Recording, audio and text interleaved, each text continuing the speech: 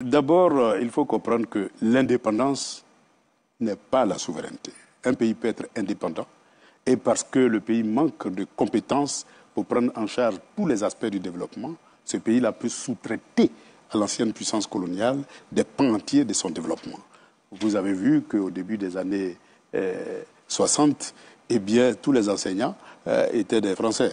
On a sous-traité notre éducation à la France. Vous avez vu que notre administration, eh bien, il n'y avait que des conseillers techniques qui avaient en charge la prise en main des dossiers techniques de l'ensemble des ministères. Et donc, c'était une forme de sous-traitance. Vous constatez qu'au niveau militaire, nous avons eu des accords de défense qui ont confié la défense du territoire à l'ancienne puissance coloniale. Vous avez vu que les accords monétaires ont cédé notre souveraineté monétaire à l'ancienne puissance coloniale.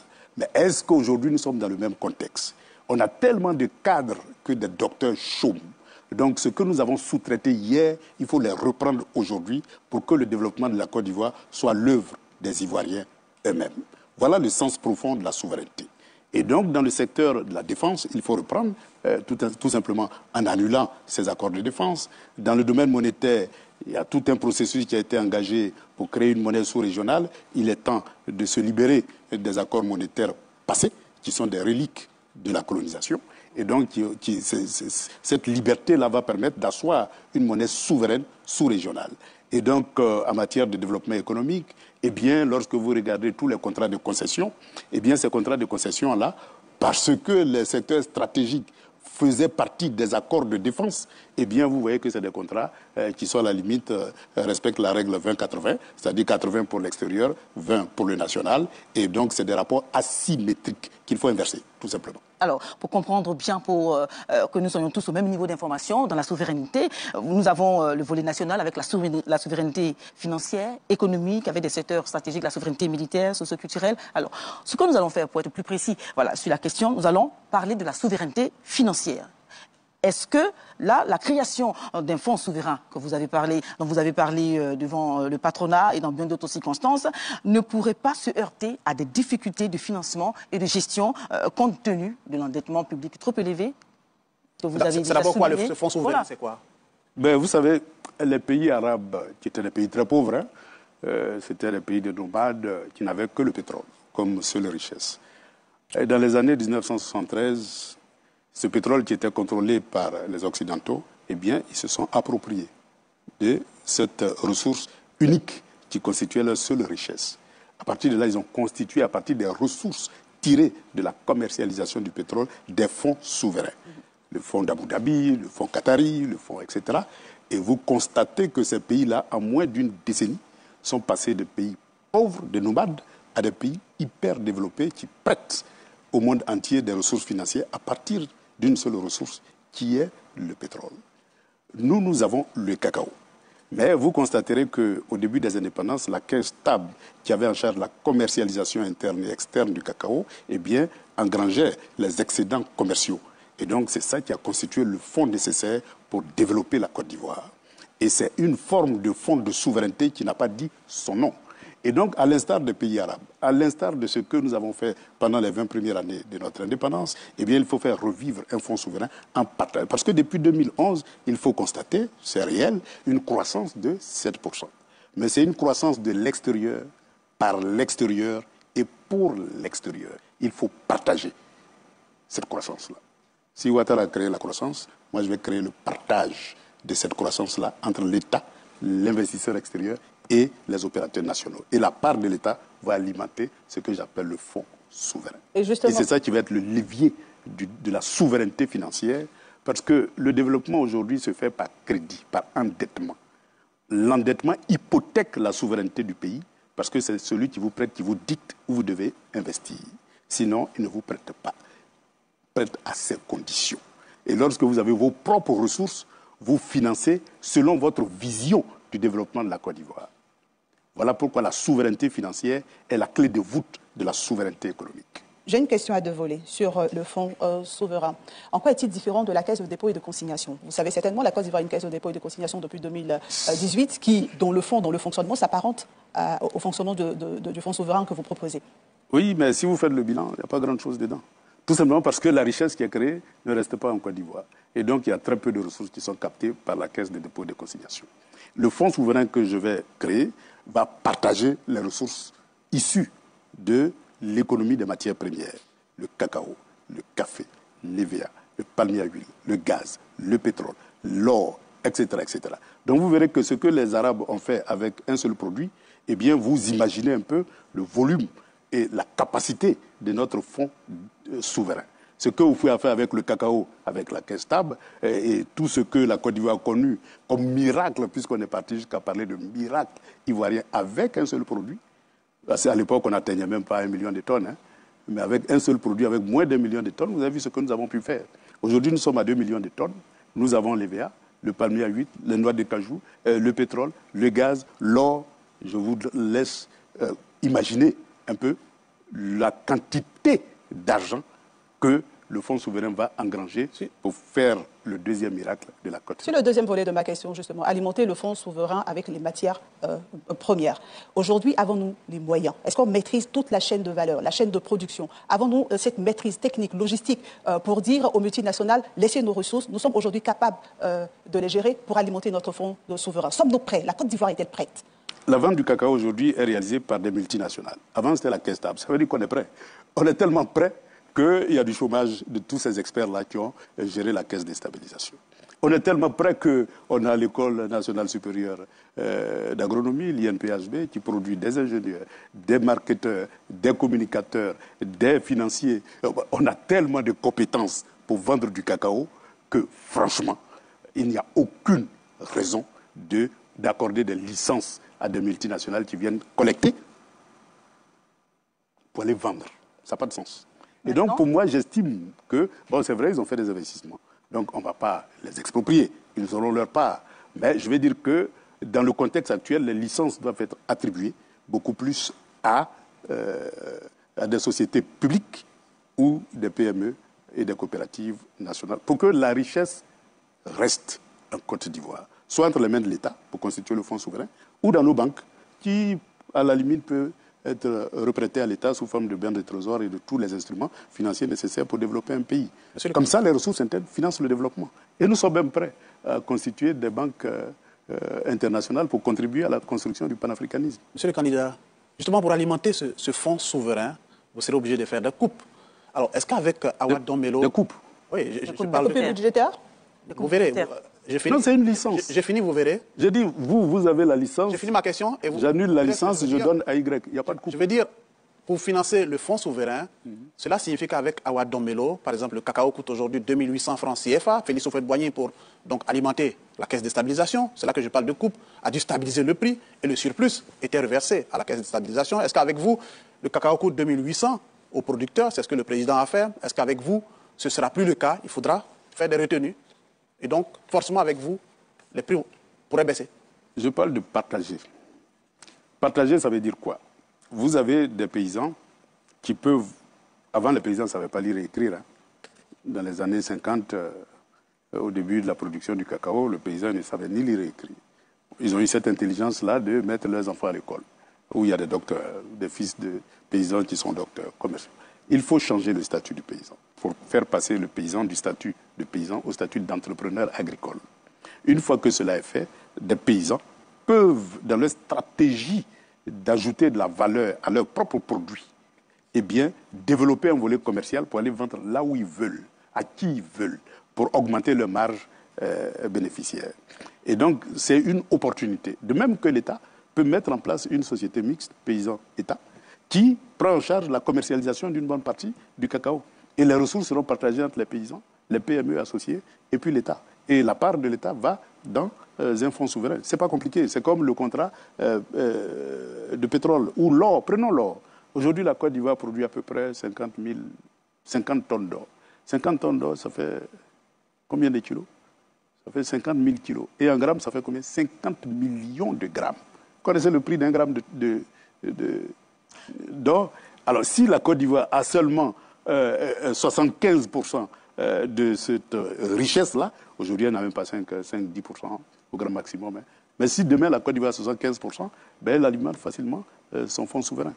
Et donc, vous voyez que lorsqu'on prend produit par produit, il suffit tout simplement de remplacer les contrats asymétriques au profit des Ivoiriens ou des opérateurs publics pour que la Côte d'Ivoire ait les moyens de sa souveraineté. Donc les prix ne baisseront pas? Les prix ne baisseront pas. Ça n'a aucune influence, puisque le marché international, c'est l'offre et la demande. Alors, au contraire, on aura les capacités, comme l'OPEP le fait, d'ajuster notre production et notre offre commerciale par rapport à l'évolution du marché. Pour stabiliser le prix à l'échelle internationale. Monsieur Awadon Melo, question pratique. Dites-nous quel serait le prix du kilogramme de cacao si vous êtes président. Non, c'est le prix du marché. Ça ne change pas. Ça, c'est pas moi qui le fixe. Si c'est 2800, il sera 2800. 2800. Ah ben oui, si c'est 2800, il sera 2800. Évidemment, il sera 2800. Mais sur le marché international, ce n'est pas 2800 aujourd'hui. Tout à fait. On a eu des pics en 2024 qui allaient jusqu'à 6000 francs le kilo. Donc, cette évolution-là, vous comprendrez que lorsque vous le payez à 2800 et que même vous le vendez à 5000, eh bien, vous avez une marge importante qu'il faut partager entre l'État, l'investisseur extérieur et les PME et les coopératives. Alors, et donc, c'est la part de l'État qui va dans le fonds souverain. Alors, on va aborder un autre point, un peu de clarté. Vous proposez une industrialisation massive en transformant les producteurs agricoles, vous venez de le dire, en entrepreneurs. Et cela passe, comme vous l'avez bien dit, par la maîtrise de la chaîne de valeur. Alors, expliquez-nous le process. Comment ça peut se faire exactement? Comme tous les pays émergents, hein, moi je travaille beaucoup avec les pays émergents en tant que vice-président de l'Alliance des BRICS. J'observe beaucoup comment ces pays qui étaient anciennement dominés ont réussi à se libérer et aujourd'hui à devenir des puissances mondiales. Et donc, dans mes observations, j'ai constaté que le passage des économies primaires aux économies industrielles dans tous ces pays-là, c'est passé par des zones économiques spéciales ou des zones franches. Et donc, ces zones économiques spéciales ou ces zones franches, c'est l'œuvre de l'État investisseur.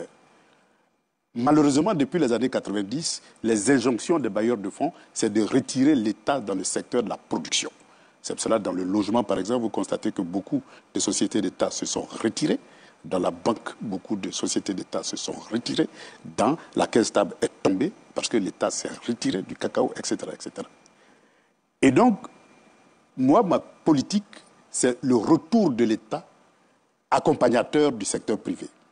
Et donc, dans cet accompagnement, les zones économiques spéciales, à partir du fonds souverain, ces zones seront construites par l'État de Côte d'Ivoire. Et donc, c'est l'État qui va mettre en place les infrastructures économiques en termes d'électricité, d'eau, de téléphone, de voies de viabilisation et de bâtiments, etc., etc., pour permettre de loger avec, je vais dire, une réglementation qu'on mettra en place, des entreprises nationales qui seront des priorités. Et donc, on aura des capitaines d'industrie qui, avec le fonds de souveraineté, pourront avoir facilement accès au crédit garanti par le fonds de souveraineté. Et c'est comme ça qu'on peut créer des capitaines qui demain peuvent devenir des champions. Alors, est-ce qu'on peut s'attendre avec vous à l'industrialisation de l'attiqué, la semoule de manioc que vous connaissez très bien, je vois, de l'attiqué, donc qui du reste aujourd'hui est le produit phare de consommation des Ivoiriens d'ici et d'ailleurs. Est-ce qu'on peut penser que demain il y aura une industrie, voilà, une usine de fabrication de l'attiqué en Côte d'Ivoire, de façon très concrète? Oui, la Côte d'Ivoire sera un pays industrialisé, parce qu'on aura les moyens d'investir. Oui. Et donc, aucune matière première, je dis bien aucune matière première, ne peut être mise sur le marché de la consommation sans passer par une unité de conditionnement ou de transformation, pour que les normes de qualité soient respectées. Et donc, dans cette vision de l'industrialisation de la Côte d'Ivoire, l'attiqué, la tomate, l'oignon, le piment, etc., tous ces produits vivriers-là passeront par le circuit d'unités de conditionnement et de transformation. Et dans ma vision panafricaine, la Côte d'Ivoire aura non seulement des ambassades politiques, mais des ambassades économiques. C'est-à-dire les zones économiques que nous allons créer ici vont se retrouver à l'extérieur sous forme de zones commerciales. Et ces zones commerciales-là vont abriter des filiales de nos entreprises pour commercialiser dans les autres pays ce que nous allons produire en Côte d'Ivoire. Et c'est comme ça qu'on va entraîner la Côte d'Ivoire comme un élément moteur dans la création des marchés communs africains à partir des réformes qui sont faites aujourd'hui dans le cadre de l'Union africaine. Revenons un peu sur le transfert des secteurs stratégiques aux agents économiques nationaux. Et vous venez de le rappeler, opération stratégique 2. Comment comptez-vous structurer ce transfert des secteurs stratégiques sans compromettre leur performance, sans nuire à la compétitivité du pays, donc la Côte d'Ivoire, sans créer des déséquilibres économiques? D'abord, une entreprise, ça se gère par des hommes. Il faut recruter les meilleurs talents. Et les meilleurs talents aujourd'hui, il y en a plein en Côte d'Ivoire. Ça, c'est le premier critère. Deuxième élément important en matière de gouvernance d'entreprise, c'est la certification aux normes internationales de l'ensemble de ces entreprises publiques-là. Et lorsque vous avez fait ça, vous êtes au standard international de gouvernance de ces entreprises-là. Et donc, si vous avez les meilleurs talents, avec les meilleures procédures et processus certifiés selon les normes internationales, il est bien évident que toutes les activités qui se déroulent dans l'entreprise seront traçables. Et comme nous aurons une justice indépendante et des contre-pouvoirs, celui qui enfreint à ces règles-là, eh bien, il sera traduit devant les institutions. Et donc, la sanction va permettre d'avoir toujours une bonne gouvernance de ces entreprises-là. Et donc, le transfert de propriété, parce que prenez par exemple le secteur de l'électricité, plein d'autres secteurs, c'est des partenariats publics-privés à durée déterminée. C'est-à-dire, on concède, mais pour une période, 14 ans, 15 ans pour certains, 30 ans pour d'autres. On va les auditer. Les entreprises qui ont atteint leurs limites, eh bien, on les reprend tout simplement. On ne renouvelle plus ces contrats de concession parce que nous avons les compétences pour les gérer aux normes internationales. Et nous allons créer un état de droit qui va permettre d'encourager la bonne gouvernance et la sanction des mauvaises pratiques et des mauvais gestionnaires. Et donc, nous aurons créé les conditions nécessaires pour la bonne gouvernance des entreprises nationales. Quand on a pris le pouvoir en 2000, j'étais directeur général du BNET. J'ai certifié le Bureau national d'études techniques et de développement aux normes internationales et j'ai recruté les compétences indépendamment de leur appartenance politique. En 5 ans, on a multiplié par 5 le chiffre d'affaires du BNET. Donc voilà comment, si vous avez des hommes qu'il faut et une entreprise aux normes internationales, gouvernée aux normes internationales, eh bien vous êtes capable de bonne gouvernance de ces entreprises-là. Et c'est cet esprit-là que je vais instaurer pour que les entreprises qui vont passer entre les mains du public soient les mieux gérées de la Côte d'Ivoire. Monsieur le candidat, on le sait tous, l'économie de la Côte d'Ivoire repose sur l'agriculture. Est-ce qu'avec Awa Dombelo, la locomotive va changer? L'économie va se reposer sur l'industrie. Cette fois, ce sera l'industrie. Ça sera l'industrie. Et c'est pour cela que le Fonds souverain est l'instrument privilégié de la création de ces zones économiques spéciales-là et de création des conditions de développement de nos capitaines d'entreprise. Regardez un peu les multinationales qui sont ici. Faites l'analyse. Vous verrez que tous les grands cadres sont des Ivoiriens. Bien, Mais alors, pourquoi est-ce que ces cadres-là, qui dirigent des entreprises multinationales, ne seraient pas capables de diriger leur propre entreprise? C'est ceux-là que j'appelle les futurs capitaines d'entreprise et qui vont devenir des champions avec l'accompagnement de l'État. Voilà ma vision du développement industriel. Alors, pour vous permettre d'épuiser les sujets, nous allons aborder la souveraineté monétaire. Alors, comment comptez-vous concrètement mettre fin à la dépendance vis-à-vis du franc CFA? D'abord, comme je vous ai dit, aujourd'hui, regardez en Afrique. Prenez les pays d'Afrique francophone du Nord. Algérie, Maroc, ils ont tous leur souveraineté monétaire. Prenez les pays anglophones, Ghana, Nigeria, Gambie, ils ont tous leur souveraineté monétaire. Prenez les pays lusophones, ils ont tous leur souveraineté monétaire. Aujourd'hui, quelles sont les grandes puissances économiques en Afrique? Nigeria, Égypte. Après, vous avez le Maroc, vous avez l'Algérie, vous avez un certain nombre de pays qui, véritablement, ont pris en main leur destin. Parce que l'un des éléments privilégiés de l'économie, c'est la monnaie. La monnaie est un moyen de financement de l'économie. Et donc, lorsque vous avez le fonds souverain et le levier monétaire, vous avez deux leviers qui vous permettent donc d'injecter des ressources financières dans l'économie et donc d'accélérer. Et vous pouvez jouer sur la parité de la monnaie pour être compétitif au niveau mondial. Et donc cette compétitivité-là, ça vous permet de vendre au meilleur prix à travers le monde et en même temps, vous pouvez avoir une monnaie souveraine. Comment on va le mettre en place? Voilà, tout simplement, il y a deux mécanismes. Soit on décide d'avoir notre propre monnaie, mais je crois que ce n'est plus la peine, puisque les chefs d'État de l'Afrique de l'Ouest ont décidé de commun accord de mettre en place l'ECO, qui est une monnaie. Ça a commencé depuis longtemps. C'est arrivé à maturité. Ils avaient créé l'agence monétaire ouest-africaine qui a piloté techniquement la mise en œuvre de l'ECO. C'est une agence qui est au Ghana. Et donc aujourd'hui, tous les textes, toutes les institutions, toute la réglementation a été conçue et le nom de la monnaie a été trouvé qui est l'ECO. Il reste tout simplement que les pays qui sont rattachés monétairement à l'ancienne puissance coloniale annulent leur rattachement et décident de lancer l'ECO, pour que l'ECO se mette en place. Et donc, Et cet éco-là sera soutenu par quoi? Par l'or. Les premiers producteurs d'or en Afrique, vous savez, ça se trouve en Afrique de l'Ouest. Par le cacao, par le pétrole, par toutes les matières premières qui de plus en plus vont revenir d'une manière souveraine aux opérateurs nationaux. Et donc on aura suffisamment de réserves, non seulement en or, mais de réserves en devises pour avoir une monnaie très forte. Et vous allez accélérer donc la mise en œuvre? Et donc moi, mon rôle en tant que... Parce que, imaginez-vous, la zone de libre-échange qui est aujourd'hui en chantier était lancée en même temps, devait être lancée en même temps que l'éco. Mais qu'est-ce qui a freiné? C'est la Côte d'Ivoire qui a freiné. À cause des accords monétaires que la Côte d'Ivoire avait avec l'ancienne puissance coloniale. Et donc, ce frein-là, demain, si je suis chef de l'État, ça saute.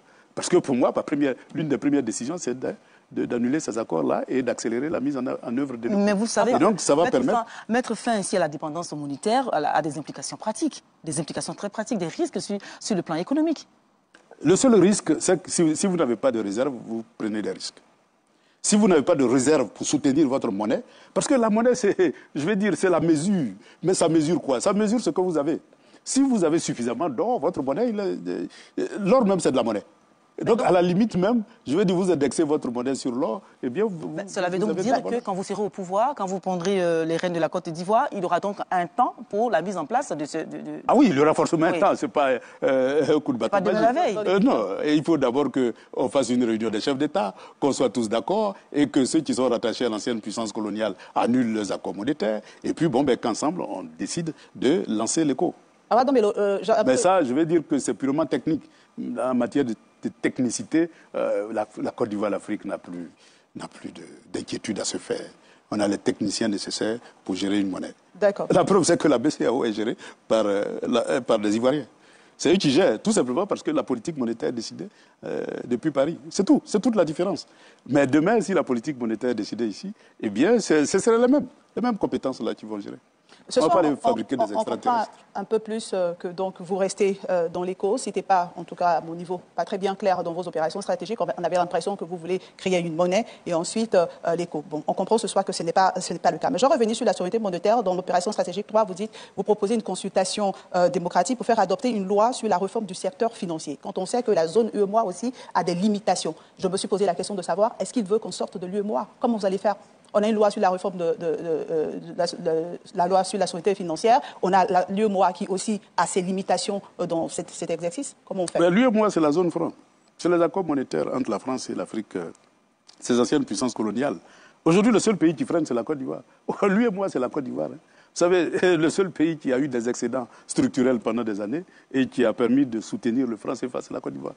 Une fois que la Côte d'Ivoire va sortir de là, tous les autres pays vont suivre. Parce que les réserves, pendant plusieurs années, il y a beaucoup de pays de la zone UEMOA qui étaient déficitaires au niveau de la balance. La Côte d'Ivoire va sortir de l'UEMOA, c'est ce que vous dites ce soir? Non, je dis que l'UEMOA, tous les pays membres de l'UEMOA vont rejoindre une nouvelle organisation monétaire qu'on appelle l'ECO. Et donc, si vous voulez, c'est l'UEMOA qui prend sa souveraineté et qui s'élargit pour donner l'ECO. Et l'ECO sera une monnaie souveraine, indépendante des anciennes puissances coloniales et va fonctionner comme toutes les monnaies indépendantes du monde. Alors, monsieur Awa Dombelo, on va donc... je vais dire que notre chance, c'est que depuis les années 73, c'est des dossiers qui sont étudiés par les Africains eux-mêmes et qui, aujourd'hui, c'est des dossiers qui sont arrivés à maturité. Il suffit tout simplement que les politiciens décident. Bien. Et moi, je viendrai pour décider. Est-ce que les autres pays sont d'accord avec vous dans cette décision? Qu'est-ce qui reste? À part la Côte d'Ivoire, qu'est-ce qui reste? L'éco, tout le monde était d'accord. La réunion a eu lieu à Niamey. Tout le monde était d'accord. Il n'y avait que la Côte d'Ivoire qui n'était pas d'accord. Donc, il faut que la Côte d'Ivoire accède à la souveraineté pour que les autres... Monsieur Awa Dombelo, rapidement, s'il vous plaît. On va voir ensemble comment vos propositions peuvent se traduire en solutions concrètes et rapides pour la population. La souveraineté monétaire, économique et tout cela, mais il y a aussi la souveraineté sociale. Alors, exactement. Voilà. Comment donc mettre en pratique tout ce que vous faites comme réforme pour que l'Ivoirien sente cela dans son pouvoir d'achat, dans peut-être la santé, dans l'éducation, dans l'eau, dans l'électricité, dans l'emploi des jeunes. Alors, dites-nous aujourd'hui comment l'Ivoirien peut s'en sortir avec toutes ces réformes-là. Comment ça va se faire? Ça va se faire aussi simplement. Le développement industriel, ce serait l'œuvre des capitaux capitaines d'industrie ivoiriens qui vont employer les jeunes talents qui sortent de nos écoles. Et parce que la souveraineté a deux dimensions. Une dimension collective, une dimension individuelle. La dimension individuelle, c'est que chaque individu doit être capable de se prendre en charge et non dépendre d'autrui. Et donc, cette prise en charge-là peut se faire de deux façons. Soit vous êtes un capitaine d'entreprise, vous prenez en charge, ou bien vous êtes un salarié bien rémunéré et d'une manière durable. Vous êtes souverain, socialement. Et donc, cette souveraineté va vous permettre de payer vos cotisations sociales.